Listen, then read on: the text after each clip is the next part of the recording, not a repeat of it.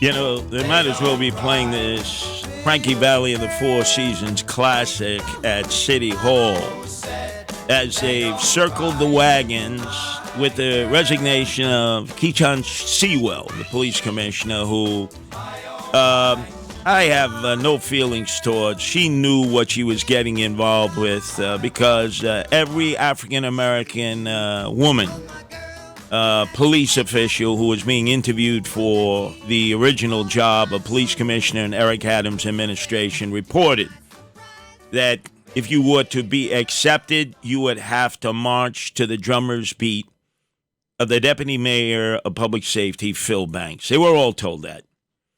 Best, the police commissioner who had been in Seattle, said, there's no way I'm going to do that. Why would I be police commissioner in name only? There were other African-American women interviewed from around the country who had led police departments, and they also likewise said, no. If I'm the police commissioner, I'm the shot caller, not this guy. The whole thing, Phil Banks, an unindicted co-conspirator in the corruption case about police selling licenses to carry guns.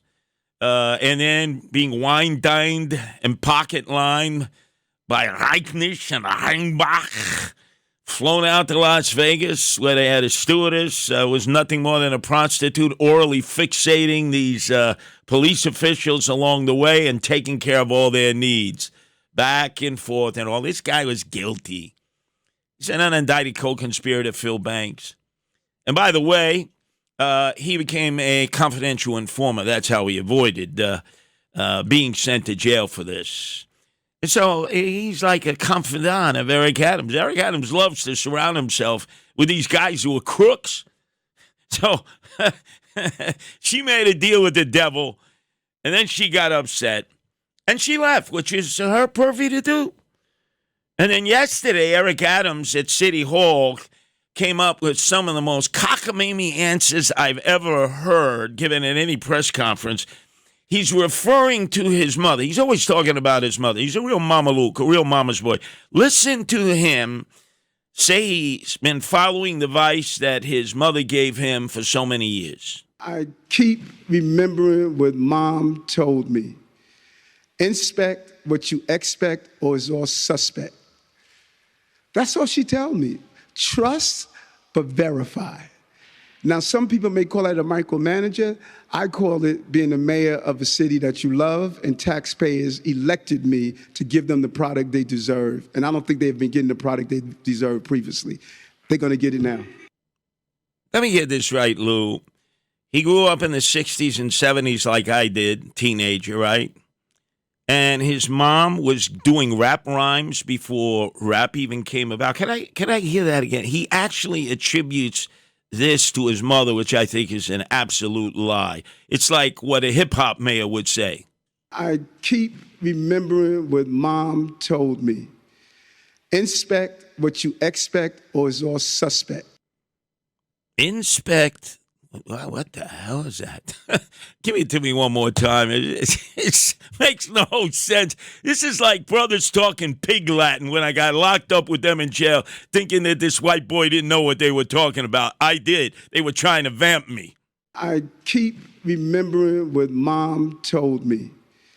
Inspect what you expect or is all suspect. Inspect what you suspect. It makes no sense. And you think any of the reporters say, could you freaking explain that? That is like the dumbest thing a mayor has ever said. And, boy, mayors have said some dumb things. Then listen to this one. He knocks off Ronald Reagan and attributes it to his mother. That's all she told me. Trust, but verify. Could I hear that again? That's all she told me. Trust, but verify. Now, that's like 1980 or so. Ronald Reagan's the president, right? But his mom said this first. You liar. Oh, that reminds me, I'm opening up another Ronald Reagan Republican Club tonight in Throgs Neck in the Bronx. We will now have AOC boxed in all out crazy on the Queens side in Astoria with our Ronald Reagan Republican Club, and now in Throgs Neck in the Bronx. I'll give you a report tomorrow. But let's listen to some more of his nonsense yesterday that, remember, the reporters were so intimidated to challenge him on because, his complexion is his protection. And then he starts high fornicating them and mad dogging them whenever they stand up to this lunacy. The people of the city elected me to be the mayor. We need to be clear on that. Every agency, we keep trying to isolate this into the NYPD. I would encourage you all to speak with all of my commissioners, every one of them, Department of Parks, HPD. They will all tell you this guy is up all night. Up all night? Can I hear that again, please? I would encourage you all to speak with all of my commissioners, every one of them, Department of Parks, HPD. They will all tell you this guy is up all night. That's right, raising the roof. No doubt about it. It's a 24-hour city. When I go out, I am patronizing my restaurants, my hotels, my dishwashers, my cooks. I go visit this 24-hour city. This is not a 9-to-5 city. This is a city that never sleeps, so the mayor should not be taking a nap. My mayor wants to party all the time, party all the time, party all the time. My mayor wants to party all the time, party all the time. My mayor wants to party all the time, party all the time, party all the time. My mayor wants to party all the time, party all the time. He parties all the time. Go to Zero Bond. I'm going to enjoy life. I'm a nightlife kind of mayor, so I got to sample the product. So he's up all night working the nightlife. What a sanctimonious hypocrite. None of the reporters challenged him on that. We know he goes to the club Zero Bond and gets out at 2:30 in the morning, a private club. And just last week, Richard Johnson, famous from Page Six fame, knows where all the bones are buried and who buried them in nightlife, reported that he's been going to Nebu, another nightclub, till 3:30 in the morning with rap crappers. Yeah, with rappers, till 3:30 in the morning while this city is falling apart, while he's bringing in more illegal aliens, bankrupting the city, giving out a contract for $6 billion to the UFT, Union of Failed Teachers, and he has the chutzpah, he has the gall to party hardy and talk about how hard he works. And then yesterday, instead of answering questions about who's going to replace Keechon Sewell, it should be the liberty-loving Latino Eddie Caban. No, he talks about how one day he's going to be in the New York City Museum. And I have a rule. Do not stand in the way of a person's desire to pursue their careers. I've always stated that. Now, what's unique about my administration, which is going to be part of my portfolio when I be in the Museum of the City of New York, and I look back on this administration, is that I am the only mayor in probably, I don't know who's the last way, I think Beam, that has actually worked in a city agency. Is this guy an idiot? He references Abe Beam, who brought us into virtual bankruptcy.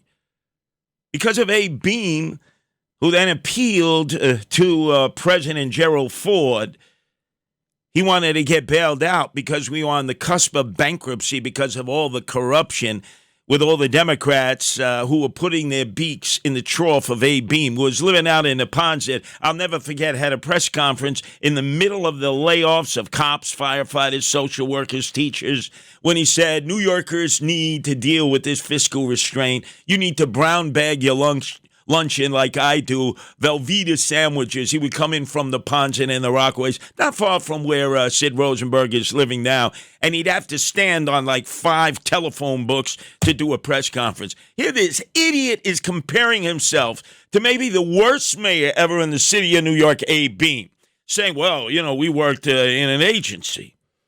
Does this guy even know what he's at? Can I hear the beginning of that? Just the beginning. I'll tell you when to cut it off. Go ahead. And I have a rule. Do not stand in the way of a person's desire to pursue their careers. I've always... Wait. I wanted to be the rat czar, right? At no pay. Nocturnally. I know where all the rats are. The two-legged rats, I'm proud to be one, and the four-legged rats in the subways, in the parks, in the streets. Remember that, Lou? For 3 days, he accepted my offer. And I went right to the building that he owns on Lafayette Avenue in Bed-Stuy, which was nothing more than a denizen for rats to embed themselves. I was doing rat mitigation with the guardian angels to set the example to help the mayor who was not setting a good example. And after 3 days, he picks up the phone, he calls me directly, and he tells me to get the F off his property. He stood in my way, Lou, right, didn't he? I mean, I would have been proud to be the rat czar of New York City for no pay. Again, I ask everyone in the newsroom here, do we know the name of the rat czar now in New York City? Of course not. She's a person of no consequence, but he doesn't stop there. He doesn't stop there. But I'll make the right decision for the department. He's going to make the right decisions for the department. Okay. All right, what about the liberty-loving Latino Eddie Caban? He has earned the right to be the next police commissioner. He is not tainted at all like the others. And oh boy, are they tainted. Phil Banks, who should be in jail. Then you have, it's like endless here. It's endless. He's got a guy named Timothy Pearson now, but I'm going to discuss him momentarily. There's Jeff Madry, who should be kicked out of the police department. So those are the two leading candidates to become permanent police commissioner. Then Timothy Pearson, who is a mayoral aide, who was caught double dipping. He was receiving a salary as the security director of the Racino at Aqueduct and getting paid as a mayoral aide. And his job was, Lou, he was supposed to come up with a plan to stop shoplifting in the city of New York. Oh, he's doing an outstanding job. So these are the three leading candidates. Phil Banks, crook. Jeffrey Madry, who should be kicked out of the department. Timothy Pearson, who was a double dipper. And Eddie Caban. It would be the liberty-loving Latino, finally a Hispanic police commissioner. Because it's the minority majority, the future majority in the police department, Dominicans, Puerto Ricans, Central Americans, Mexicans. He should. He's earned it. Guy from the Bronx worked his way up. Well, let's see what happens because now, all of a sudden, all of his aides, and it is a cult. It is the cult of Eric Adams at City Hall, are screaming at him, hey, BPIC, brother. Black people in charge. And that's true. He won the mayoralty, and as a result, the fruits of victory is you get to choose who you want. It's like when Bratton was the police commissioner, O'Neill followed him, followed by Shea. I mean, it was the Irish Mafia running the police department. It's the fruits of victory. But come on, man. Give Eddie Caban his chance. He's earned this. He was the shadow for Keyshawn Sewell. He would tell her everything. He was very respectful. And then all of a sudden, oh, my God. There's Eric Adams just firing away at reporters. How dare one of the white reporters ask him a question? You know, he's sort of like he gets all offended. I'm sorry, she told you that? No, that's the question. Did she tell you that? I mean, it's been reported. It's been reported. Look at that. Come on, man. Hey, press corps, stand up to this bully. And then, the guy who really loses it is Peter King. You would think it should be St. Keyshawn Sewell, police commissioner. Maybe she should go for beatification at the Vatican.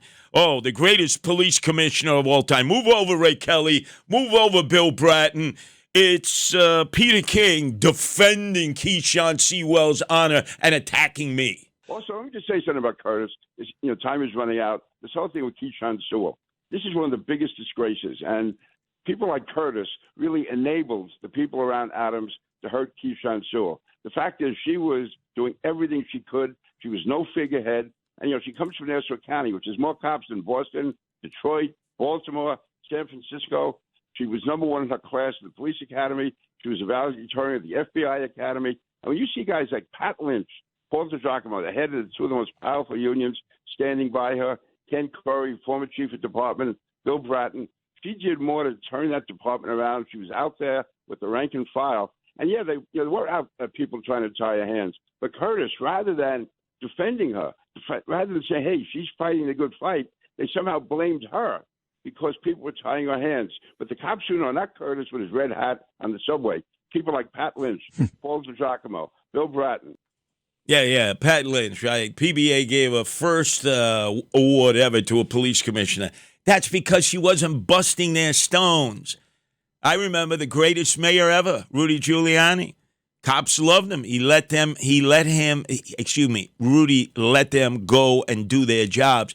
And yet a year later, they were demonstrating outside his city hall. Hey, zeros for heroes. Zeros for heroes. Come on, knock this off. She was a placeholder. She knew what she got involved with. She was going to be rendered impotent. She made the deal with the devil. Stop this.